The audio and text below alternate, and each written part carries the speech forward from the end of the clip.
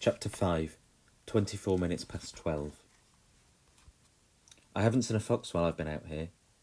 It's hardly surprising, I suppose, but I have heard owls. How any bird can survive in all this, I'll never know. I've even seen larks over no man's land.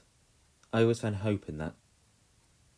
He'll know, Charlie whispered to me in bed at dawn. As soon as they find Bertha gone, the Colonel will know it was me. I won't tell him where she is. I don't care what he does. I won't tell him. Charlie and I ate our breakfast in silence, hoping the inevitable storm wouldn't break, but knowing that sooner or later it must. Big Joe sensed that something was wrong. He could always feel anxiety in the air. He was rocking back and forth, and he wouldn't touch his breakfast. So then Mother knew something that was up as well. Once she was suspicious, Mother was a very difficult person to hide things from, and we weren't very good at it. Not that morning, anyway. "Is Molly coming over?" she asked, beginning to probe. There was a loud and insistent knocking on the door. She could tell at once that it wouldn't be Molly.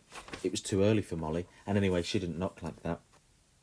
Besides, I think she could already see from our faces that Charlie and I were expecting an unwelcome visitor. As we feared, it was the Colonel. Mother invited him in.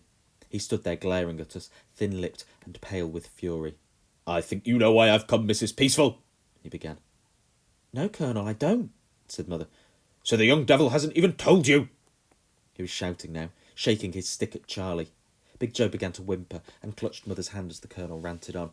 "That boy of yours is a despicable thief! First of all, he steals the salmon out of my river, and now, in my employ, in a position of trust, he steals one of my foxhounds.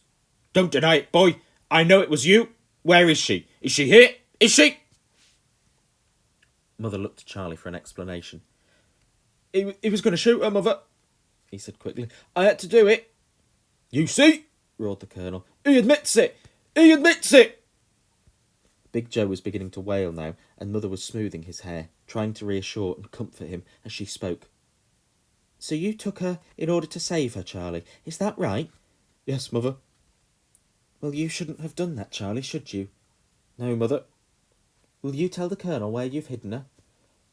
"No, Mother." Mother thought for a moment or two. "I didn't think so," she said. She looked at the Colonel full in the face. "Colonel, am I right in thinking that if you were going to shoot this dog, presumably it was because she's no use to you any more? As a foxhound, I mean." "Yes," the Colonel replied. "But what I do with my own animals, or why I do it, is no business of yours, Mrs. Peaceful. I don't have to explain myself to you." "Of course not, Colonel," Mother spoke softly, sweetly almost. "But if you were going to shoot her anyway, then you wouldn't mind if I were to take her off your hands and look after her, would you?" "You can do what you like with that damned dog," the Colonel snapped. "You can flip him well eat her for all I care, but your son stole her from me, and I will not let that go unpunished." Mother asked Big Joe to fetch the money mug from the mantelpiece. "Here, Colonel," she said, calmly offering him a coin from the mug. "6p. I'm buying the dog off you for 6p. Not a bad price for a useless dog. So now it's not stolen, is it?" The Colonel was utterly dumbfounded. He looked from the coin in his hand to Mother to Charlie. He was breathing hard. Then, regaining his composure, he pocketed the 6p in his waistcoat and pointed his stick at Charlie. "Very well, but you can consider yourself no longer in my employ." With that, he turned on his heel and went out, slamming the door behind him. We listened to his footsteps going down the path, and we heard the front gate squeaking. Charlie and I went mad, mostly out of sheer relief, but also quite overwhelmed with gratitude and admiration. What a mother we had! We whooped and yahooed. Big Joe was happy again, and he sang "Oranges and Lemons" as he gamboled wildly round the kitchen. "I don't know what you've got to be so almighty pleased about," said Mother, when we had all calmed down. "You do know you've just lost your job, Charlie." "I don't care," said Charlie. "He can stuff his stinking job. I'll find another. You put that silly old fart in his place good and proper, and we've got Bertha." "Where is that dog, anyway?" Mother asked. "I'll show you," Charlie said. We waited for Molly to come, and then we all went off, up to Ford's Cleeve Wood together. As we neared the shack, we could hear Bertha yowling. Charlie ran on ahead and opened the door. Out she came, bounding up to us, squeaking with delight, her tail swiping at our legs. She jumped up at all of us. No, she didn't. She jumped up at all of us, licking everything she could. But right away she seemed to attach herself particularly to Big Joe. She followed him everywhere after that. She even slept on his bed at nights. Big Joe insisted on that, no matter how much Mother protested. She'd sit under his apple tree, howling up at him while he sang to her from high up in the branches. He only had to start singing and she'd join in. So from now on, he never sang his oranges and lemons unaccompanied.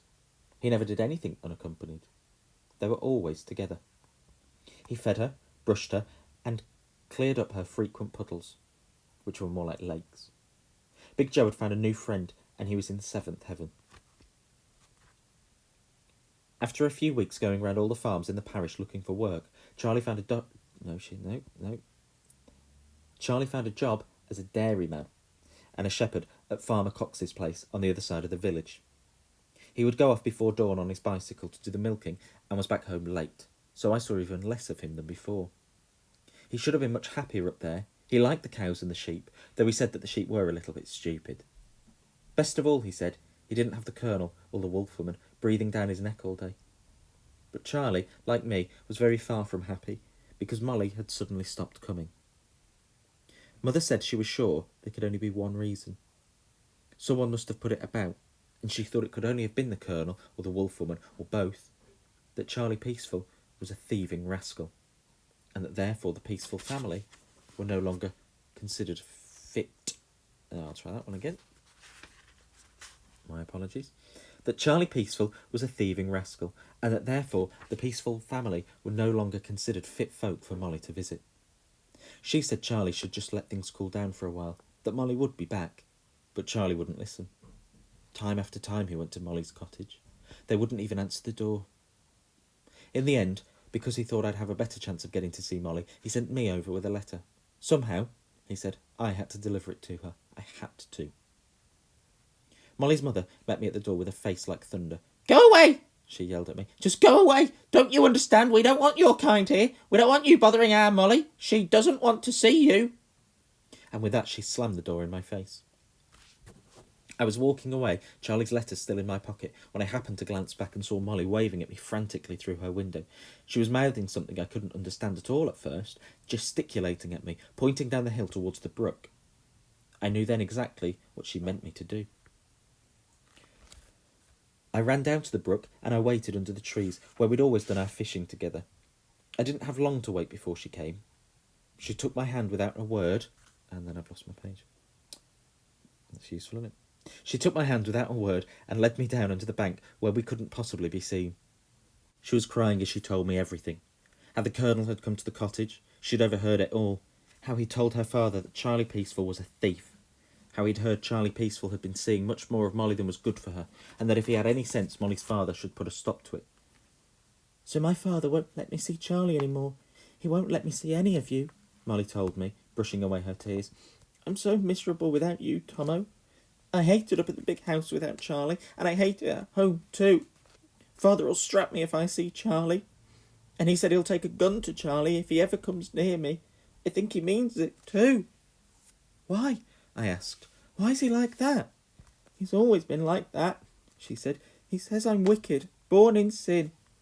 Mother says he's only trying to save me from myself, so I won't go to hell. He's always talking about hell. I won't go to hell, will I, Tomo?" I did what I did next without thinking. I leant over and I kissed her on the cheek. She threw her arms around my neck, sobbing as if her heart would break. "I so want to see Charlie," she cried. "I miss him so much." That was when I remembered to give her the letter. She tore it open and read it at once. It can't have been that long, because she read it so quickly. "Tell him yes, yes, I will," she said, her eyes suddenly bright again. "Just yes?" I asked, intrigued, puzzled, and jealous, all at the same time. "Yes, same time, same place tomorrow. I'll write a letter back, and you can give it to Charlie, all right?" She got up and pulled me to my feet. "I love you, Tomo. I love you both, and Big Joe, and Bertha." She kissed me quickly and was gone. That was the first of dozens of letters I delivered from Charlie to Molly and from Molly to Charlie over the weeks and months that followed. All through my last year at school, I was their go-between postman. I didn't mind that much, because it meant I got to see Molly more often, which was all that really mattered to me. It was all done in great secrecy. Charlie insisted on that. He made me swear on the Holy Bible to tell no one, not even Mother. He made me cross my heart and hope to die. Molly and I would meet most evenings and exchange letters in the same place, down by the brook, both of us having made quite sure that we were not followed. We'd sit and talk there for a few precious minutes, often with the rain dripping through the trees, and once I remembered with the wind roaring about us so violently that I thought the trees might come down on us. Fearing for our lives, we ran out across the meadow and burrowed our way into the bottom of a haystack, and we sat there shivering like a couple of frightened rabbits. It was in the shelter of this haystack that I first heard news of the war. When Molly talked, it was often, if not always, about Charlie. She'd forever be asking news of him. I never showed her I minded, but I did. So I was quite pleased that day when she started telling me about how all the talk up at the big house these days was of war with Germany. How everyone now thought it would happen sooner rather than later. She'd read about it herself in the newspaper, so she knew it had to be true. It was Molly's job every morning, she told me, to iron the Colonel's Times newspaper before she took it to him in the study. Apparently, he insisted his newspaper should be crisp and dry, so that the ink should not come off on his fingers while he was reading it.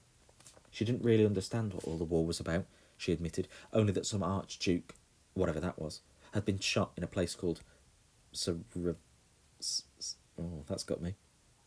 Sarajevo? Sarajevo. Sarajevo. Should know that one, shouldn't I? Wherever that was. And Germany and France were very angry with each other about it. They were gathering their armies to fight with each other, and if they did, then we'd be in it soon, because we'd have to fight on the French side against the Germans. She didn't know why. It made about as much sense to me as it did to her. She said the Colonel was in a terrible mood about it, and that everyone up at the big house was much more frightened of his moods than they were about the war. But apparently the Colonel was gentle as a lamb compared to the wolf woman these days. Everyone called her that now, not just us. It seemed that someone had put salt in her tea instead of sugar, and she swore it was on purpose. Which it probably was, Molly said. She'd been ranting and raving about it ever since, telling everyone how she'd find out who it was. Meanwhile, she was treating all of them as if they were guilty. Was it you? I asked Molly. Maybe, she said, smiling. Maybe not. I wanted to kiss her again then, but I didn't dare. That has always been my trouble. I've never dared enough. Mother had it all arranged before I left school. I was to go and work with Charlie up at Mr. Cox's farm. Farmer Cox was getting on in years, and with no sons of his own, was in need of more help on the farm. He was a bit keen on the drink too, Charlie said, and it was true. He was in the pub most evenings. He liked his beer and his skittles. He liked to sing too. He knew all the old songs. He kept them in his head, but he'd only sing them if he'd had a couple of beers, so he never sang on the farm. He was always rather dour on the farm, but fair, always fair. I went up there mostly to look after the horses at first. For me, it couldn't have been better. I was with Charlie again, working alongside him on the farm. I'd put on a spur and was almost as tall as him by now, but still not as fast, nor as strong. He was a bit bossy with me sometimes, but that didn't bother me. That was his job after all. Things were changing between us. Charlie didn't treat me like a boy anymore, and I liked that. I liked that a lot. The newspapers were full of war that had now begun, but aside from the army coming to the village and buying up lots of the local farm horses for cavalry horses, it had hardly touched us at all. Not yet. I was still Charlie's postman, and still Molly's postman. So I saw Molly often, though not as often as before. For some reason, the letters between them seemed less frequent. But at least with me now working for Charlie 6 days a week, we were all three together again in a kind of way, linked by the letters. Then that link was cruelly broken, and what followed broke my heart, broke all of our hearts. I remember Charlie and I had been haymaking with Farmer Cox, young buzzards wheeling above us all day, swallows skimming the mown grass all about us, and the shadows lengthening and the evening darkening. We arrived home later than usual that day, dusty and exhausted, and hungry too. Inside we found Mother sitting upright in her chair, doing her sewing, and opposite her Molly, and, to our surprise, her mother. Everyone in the room looked as grim-faced as Molly's mother, even Big Joe, even Molly, whose eyes I could see were red from crying. Bertha was howling ominously from outside the woodshed. "Charlie," said Mother, setting her sewing aside, "Molly's mother has been waiting for you. She has something she wants to say to you." "Yours, I believe," said Molly's mother, her voice as hard as a stone. She handed Charlie a packet of letters tied up with a blue ribbon. "I've found them. I've read them. Every one of them. So has Molly's father. So we know everything. Don't bother to deny it, Charlie Peaceful. The evidence is here in these letters. Molly has been punished already. Her father has seen to that. I've never read anything so wicked in all my life. Never. All that love talk, disgusting. But you've been meeting as well, haven't you?" Charlie looked across at Molly. The look between them said it all, and I knew then that I had been betrayed. "Yes," said Charlie. I couldn't believe what he was saying. They hadn't told me. They'd been meeting in secret, and neither of them had told me. "There, didn't I tell you, Mrs. Peaceful?" Molly's mother went on, her voice quivering with rage. "I'm sorry," said Mother, "but you'll still have to tell me why it is they shouldn't be meeting. Charlie's 17 now, and Molly's 16. Old enough, I'd say. I'm sure we both had our little rendezvous here and there when we were their age." "You speak for yourself, Mrs. Peaceful," Molly's mother replied with a supercilious sneer. "Molly's father and I made it quite plain to both of them. We forbade them to have anything to do with each other. It's wickedness, Mrs. Peaceful, pure wickedness. The Colonel has warned us. You know about your son's wicked thieving ways. Oh, yes, we know all about him." "Really?" said Mother. "Tell me, do you always do what the Colonel says? Do you always think what the Colonel thinks? If he said the earth was flat, would you believe him? Or did he just threaten you? Because he's good at that." Molly's mother stood up, full of righteous indignation.